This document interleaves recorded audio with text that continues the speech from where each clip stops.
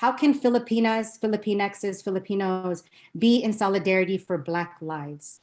So with that, I'm going to pass the mic to DJ Kuttin Kandi. Hello, I come to you today from the unceded territory of Kumeyaay people and land, pronouns she and hers. It is times like these where I'm always reminded by Audre Lorde's uses of anger. Women respond to racism from Sister Outsider, where she uplifts the righteous rage, rightfully felt and expressed of one who has been oppressed. She says, my response to racism is anger. I have lived with that anger, ignoring it, feeding upon it, learning to use it before it laid my visions to waste for most of my life. Once I did it in silence, afraid of the weight. My fear of anger taught me nothing. Your fear of that anger will teach you nothing also. It was also Assata Shakur that said, I believe in the fire of love and the sweat of truth. Well, these are the depths of true love, truth and love, but not just any kind of love, revolutionary love. The kind of love that calls upon our righteous rage because it knows there is an urgency calling out for more than just compassion, but a commitment to action. It is an urgency that has gone through so much pain, but requires us to have critical hope. It's the kind of love that speaks truth to power, not just for their own people, but for all of our people. It is righteously calling out for our solidarity, and solidarity begs of us to admit, commit, and to act, which Allison speaks of. We must not fear this anger, my friends, for this anger will guide us. It has always guided us, as it will take our transgenerational trauma that will inform our understandings and lead us towards the transgenerational bravery that Dr. Valerie Francisco Manchaves has spoken of. We must stop with the guilt and the defensiveness, or as Audre Lorde called them, bricks on a wall against which we all flounder. It is when we are guilty, defensive, apolitical, silent, complicit that we are continuing to uphold white supremacy. Look, at the end of the day, it doesn't matter if we're called in or called out, because we are being called into something greater than ourselves. Trust and make use of your righteous rage, because our Black siblings are leading us towards this calling. It will gather us at the struggle and bring us home towards the freedom we too have been fighting for. But more than this, it will bring us towards the love we've been longing for. Righteous rage will show us what commitment looks like. It will teach us what solidarity means. It will point towards the people at the margins to take lead at the center. It will show us that abolition is the only way through. It will tell us that transformative justice is the pathway towards an abolitionist world. When I say we must dream abolition into fruition, it means we must strive towards replacing this current system of policing culture with a new and abolitionist culture. Organizer and futurist Janaya Khan said, learning and investing in abolition culture, one that seeks to provide alternatives over answers, is about creating possibility. There's a reason why Dead Prez rhymes. We're living in a police state. The state is policing people into prisons. They are policing in our education and our healthcare. We are policing one another. We're policing our bodies, our minds, the way we raise our children, what we say, what we do, where we go, how we tone police one another. Respectability politics will not save us. We are in a policing culture.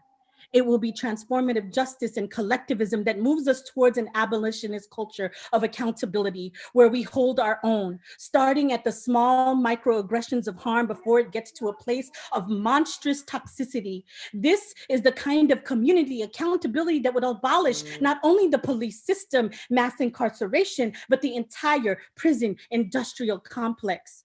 We will need transformative justice to look out for one another, because if COVID-19 has revealed anything, it's that structural racism and white supremacy heteropatriarchy is deeply rooted in the healthcare system and by way of capitalism in all parts of America. My friend, Ashley Henderson from the Highlander Center said, what part of our class privilege are we willing to give up? What are we protecting, especially as we are fighting against necrocapitalism, the politics of death, a system that not only lets die, but makes death productive as a vehicle for accumulation, as said by James Tyner. This is what we need to continue pushing against. We do what we need to do to survive and keep each other safe, protecting the most vulnerable who are houseless, who cannot pay rent, who are sick and disabled, Black, queer, bi, non-binary, trans people. Transformation starts with us. When anti-Asian racism is on the rise, we expected Black folks and non-Asian POCs to show up for us when we still got our own work to do. This does not mean we shouldn't hope for their accomplishment, but we must understand that solidarity and coalition building takes time. It means trust building and deepening relationships take time. Cross-racial solidarity building requires us to put in the time, put in our hearts and in our minds with our Filipina XO communities across diverse Asian American communities, as well as BIPOC people, as well as intersectionality. We must be all in. To me, the organizing work is more than just the logistics and the showing up. It's how we show up. It's who is in our lives, what our social encounters are like, and beyond that. How are we showing up in these organizing meetings and relationships? Revolutionary love understands they are worth fighting for, so much that we are willing to recognize the ways in which we have been harmful. This has never been about us. This is about how we can love so hard that we humanize one another, affirm each other whole, acknowledge and affirm one's pain, where we put aside our own centralized ways of movement building and work towards decentralizing. As an organizer for 25 years, I have always believed that there's an organizer in everyone, but you ain't organizing if you aren't organizing more people in.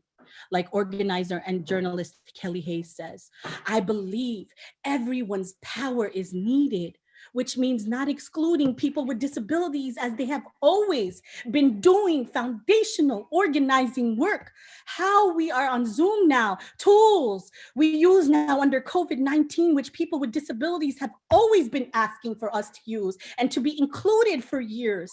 So for those of you who are new to this movement, I say, welcome. We've been waiting for you. You chose the right side of history. And for those of you who've been here organizing, I see you. Thank you. We still got work to do. Let us guide one another towards and through this portal together, as Arundhati Roy reminds us. Black abolitionist Mary Kamba provided us the guide. What work is already being done? Where can you tap into, and what can you provide to this movement? Now is the time to be vigilant and unwavering. We will need to continually politicize, sharpen our organizing tools and critical thinking skills. We will need to agitate, make tough choices, and let go of the ways we've been gatekeeping. We will need to be brave.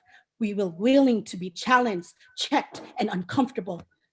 Lastly, this is not about one leader doing it all, even if it means that those of us who have been constantly taking up space, like myself, will need to step down. This is about mass movement organizing. Let us follow the emergent strategy principles by Adrienne Marie Brown. Small is good, small is all. Constant, change is constant. There is always enough time for the right work. Never a failure, always a lesson. Trust the people. If you trust the people, they become trustworthy. Thank you.